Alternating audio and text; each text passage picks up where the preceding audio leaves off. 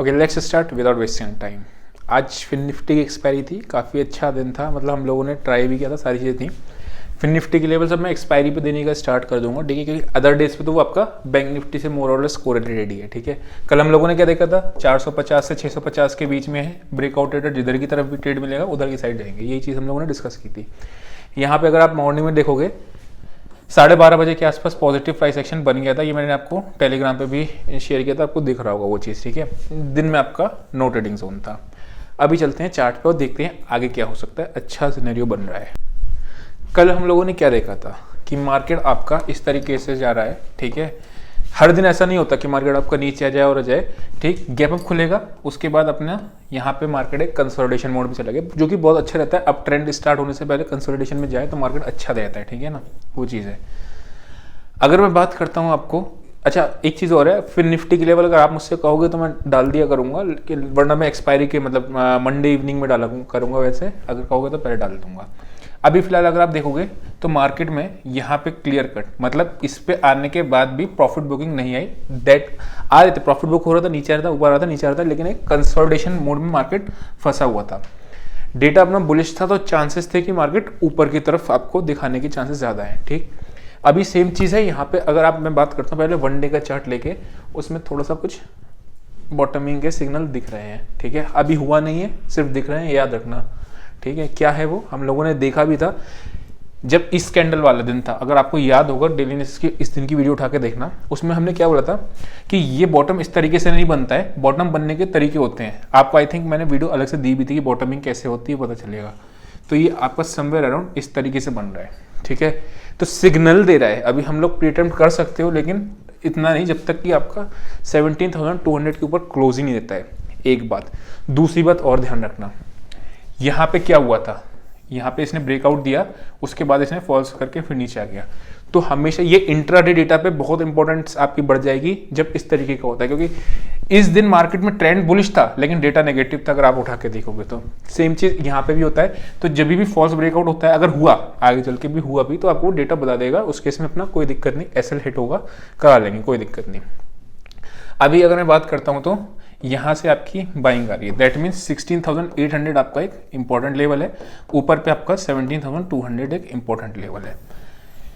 यहाँ पे आपका आ गया एक कंसोलिडेशन जोन, जो आपको यहाँ पे दिख भी रहा है। जब भी मार्केट क्लोजिंग इसके ऊपर देगी तब अपने को बाय ऑन डिप्स में जाना है, buy on dips with cautious की डेटा के साथ साथ चलेंगे, ताकि फॉल्स ब्रेकआउट ना जैसे यहाँ पे हुआ था, ठीक। सेम चीज अगर आप देखोगे तो यहाँ पे भी आपका एक हुआ था। यहाँ पे आपका जो होगा FOMC की आपकी है मीटिंग, ठीक है। वो FOMC की जो मीटिंग है वेडनेसडे को, उसका आउटकम आएगा। अगर रेट कट हो गए तो मार्केट में बहुत तेज मूवमेंट आएगा ऊपर की साइड। अब उस पर कमेंट्री में बहुत ज़्यादा डिसाइड करता है कि होगा क्या। अभी आप देखोगे तो कल के लिए क्या एक्शन है वो देखने वाली बात है। यहाँ पे आपका एक रेजिस्टेंस एरिया है, मतलब 125 अगेन क्रॉस करेगा, 17,125 एक वो था हमारा इंपॉर्टेंट एरिया था, ठीक है।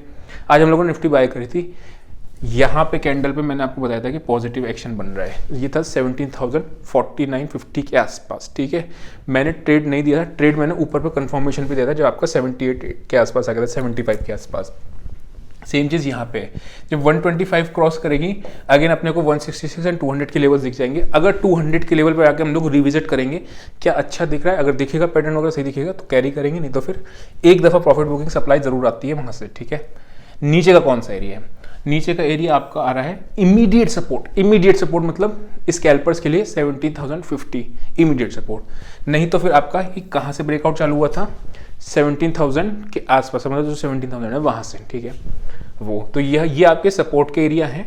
यहाँ के हिसाब से हमें थोड़ा सा भी डेटा पे आते हैं कि बुलिश स्ट्रेटेजी करेंगे तो इस पे करेंगे, शॉर्टिंग हम लोग 17,000 के नीचे ही करेंगे, 17,000 के नीचे जब 16,980 के आसपास, ठीक है, वहाँ करेंगे, या फिर 200-225 के बीच में करेंगे कॉल राइटर्स के जोन में, जो कि हम लोग अभी ऑप्शन चेन पे चल के देखते हैं।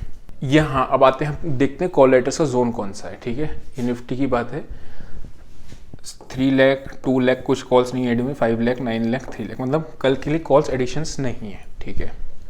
पुट राइडर्स एग्रेसिव है, 31 lakh 16 lakh 38 lakh, that is why हम लोगों को बुलिश डेटा की तरफ दिख रहा है, ठीक है। इतने बुलिश डेटा में अगर एक बड़ा गैप डाउन लगता है, मतलब मार्केट खुलती ही 17,050 के नीचे है, तो फिर हमारी सारी एनालिसिस उल्टा हो जाएगा, बिकॉज फिर आपके ये लोग ट्रैप होने की कगार पे आ जाएंगे, ठीक है। फिर हम लोग ओपनिंग रेंज ब्रेकडाउन की स्ट्रेटेजी को लाएंगे, वो वीडियो आपको डिस्क्रिप्शन में मिल जाएगी, वो देख लेना, ठीक है। अभी के लिए फिलहाल के लिए मार्केट में आपका डेटा बुलिश दिख रहा है। बैंक निफ्टी का भी देख लेते हैं, उसके बाद फिर इसकी चार्ट पे चलेंगे, ठीक है।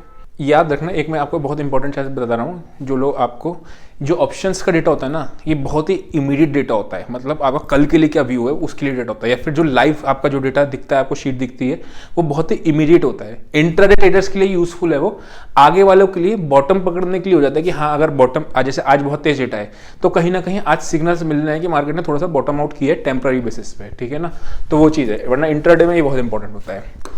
अगर मैं बात करता हूँ इसमें, तो 6 लेग्स आपके एक इंपॉर्टेंट कॉल लेटर्स का जोन है।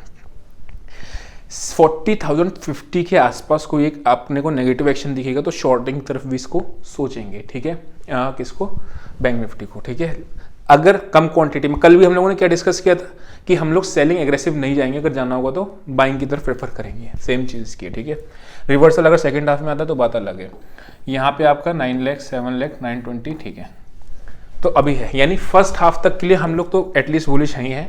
सेकंड हाफ देखेंगे, बस एक एक्सेप्शन केस है गैप डाउन का, याद रखना बस, ठीक है। गैप डाउन केस में फिर हम लोग ओपनिंग एंड ब्रेकआउट की स्ट्रेटेजी को यूज करेंगे। बड़ा गैप अप खुलेगा तो भी फिर फायदा नहीं, फिर आपका मुंह निकल जाएगा, जैसे आज कंसोलिडेट खुला था वैसा ही होता रहेगा, ठीक है। अभी चलते हैं चार्ट पर और देखते हैं क्या होता है बैंक निफ्टी में। जो निफ्टी में ब्रेकआउट नहीं आया है वो आपका बैंक निफ्टी में दिख रहा है क्लोजिंग बेसिस पे। क्या है वो लेवल? मार्केट नीचे आया, उसके बाद मार्केट ने एक आपका ऊपर अटेम्प्ट किया, फिर मार्केट नीचे आया, फिर मार्केट ने यहाँ पे अगर आप देखोगे तो एक समवेयर अराउंड ये दिख रहा है, ठीक। इससे पहले भी कुछ अगर बॉक्स बना था तो कहीं यहीं पे दिखा था। यहाँ पे क्या हुआ था? This is your breakout, gap up, market खुला, ऊपर गया, ऊपर जाने के बाद फिर मार्केट नीचे आ गया। अगर आप इस कैंडल को आप छोटो करोगे तो, इस पर्टिकुलर कैंडल को एनालाइज करोगे तो क्या हुआ है, मार्केट ओपन यहाँ हुआ है, खुलते ऊपर गया, ऊपर जाने के बाद फिर मार्केट नीचे आ गया। ये आपकी थी ब्रेकआउट कैंडल, ये वाली, ठीक है ना। सेम चीज़ यहाँ पे है, तभी मैं थोड़ा सा कह रहा हूँ। और वैसे भी कल आपका ये वेडनेसडे है, कल शाम को आपको FOMC का आएगा, तो पोजीशन साइजिंग कम रखना। हो सकता है फॉल्स ब्रेकआउट करके मार्केट फिर नीचे आ जाए, हो सकता है, तेरी से पॉसिबिलिटी, क्योंकि वेडनेसडे की रात में क्या हुआ ये तो भैया उनको ही पता होगा जो US में बैठे हैं, ठीक है। तो उस हिसाब से अपने लोग कैरी भी नहीं करेंगे पोजीशंस को, और जैसा भी होगा इंटरडे में निकल जाएंगे। अगर सेकंड सेशन में कोई रिवर्सल आता है, मतलब ऊपर से अगर नीचे आता है मार्केट, तो हम लोग फिर उधर की तरफ भी ट्रेड को प्लान करेंगे, लेकिन निकलेंगे इंटरडे में ही, ठीक है। अब इसमें इंपॉर्टेंट लेवल्स अपने लोग मार्क करते हैं। अच्छा, जो टेलीग्राम फ्री वाला भी है ना, उसमें मैं निफ्टी के लेवल डालता रहता हूँ। और अगर मॉर्निंग में किसी भी कारणवश मेरा व्यू चेंज हो जाता है, जैसे इसमें गैप डाउन हो जाता है, तो क्या होगा, आपके सारे फिर फैक्टर्स चेंज हो जाएंगे। उस केस में फिर लेवल आपको टेलीग्राम पर अपडेट कर देता हूँ, ठीक है। अभी यहाँ पे देखो आप फिलहाल फ्रेश ब्रेकआउट कहाँ आया है, ठीक है। ये कौन सा लेवल आ रहा है? 39,600। कल भी हम लोगों ने 600 की इंपॉर्टेंस देखी थी, और आज भी अगर आप देखोगे तो 700 के आसपास हमने देखा था कि 700 के ऊपर बाइंग बनेगी। मार्केट ओपन हुआ, ओपन होके नीचे आया, ठीक है। अच्छा, यहाँ पे हम लोगों ने पुट बाय करी थी, पुट अराउंड बाय करी थी 340 के आसपास बाय करी थी। ये पुट गई थी 385 तक। हमारा टारगेट 10 पॉइंट से मिस हो गया, 399 के आसपास अपना टारगेट था, ये मिस हो गया, और हम लोग इसको नियरली कॉस्ट टू कॉस्ट निकल गए, 320 रुपये के आसपास आई गेस निकले थे, ठीक है। एनीवेज कोई बात नहीं। अच्छा हाँ, एक चीज़ और भी था, इंपॉर्टेंट क्या था, आप अगर मैं जो मैसेज देख रहे हो उसमें क्या लिखा था, today we will not trail our profits. मतलब देखो ये ना इंपॉर्टेंट रिस्क मैनेजमेंट का पॉइंट है, बहुत ज़्यादा ध्यान से, क्योंकि आपको प्रॉफिटेबल और एनालिसिस में डिफरेंस हो जाता है। एनालिसिस करना एक चीज़ होती है, प्रॉफिटेबल बनना एक चीज़ होती है। हमने ऐसा क्यों कहा कि अगर मार्केट नीचे आएगी तो आज हम लोग प्रॉफिट को ट्रेल नहीं करेंगे। जनरली हम लोग प्रॉफिट को ट्रेल करते हैं, क्यों नहीं करेंगे? बिकॉज क्लोजिंग प्राइस, एक गैप अप अगर मार्केट खुलता है तो ये ऑटोमेटिकली सपोर्ट का पॉइंट बन जाता है। मुझे लगा था कि 399 पे एक झटके में थोड़ा सा और नीचे आ जाएगी, 10 पॉइंट और दे जाएगी, वो नहीं दिए। एनीवेज, तो कहने का मतलब क्या है, जब भी आपको सपोर्ट्स दिखती हैं और आपने शॉर्ट किया हुआ है तो अपने प्रॉफिट को बुक कर लो, एटलीस्ट ट्रेल ना करो, ठीक है। मार्केट नीचे आया, उसके बाद मार्केट ऊपर गया, देन नीचे आया, ठीक है। यहाँ पे मार्केट ने एक ब्रेकआउट दिया 39,600। दैट मीन्स अगर कल मार्केट नीचे 39,600 के आसपास मिलती है, 700 के आसपास मिलती है, तो वो मेरा एक बाइंग का जोन यानी कि डिमांड का जोन हो जाएगा, ठीक है। ऊपर पे सप्लाई का जोन निकालें तो कहाँ निकालते हैं? यहाँ पे ये क्रॉस कर चुका है, ठीक है।